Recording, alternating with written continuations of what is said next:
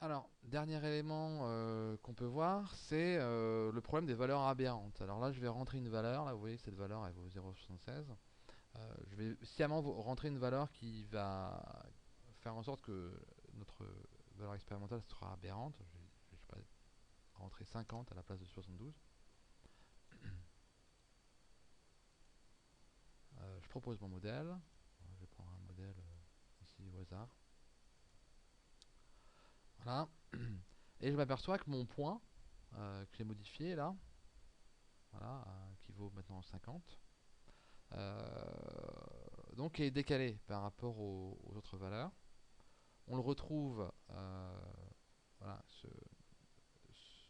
en dehors du nuage de points des autres valeurs.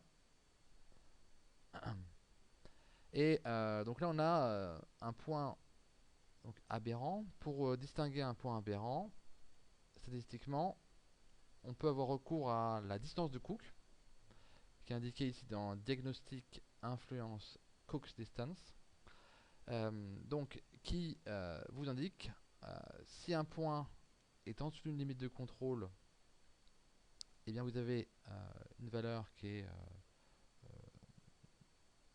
distribuée normalement autour de votre équation des effets.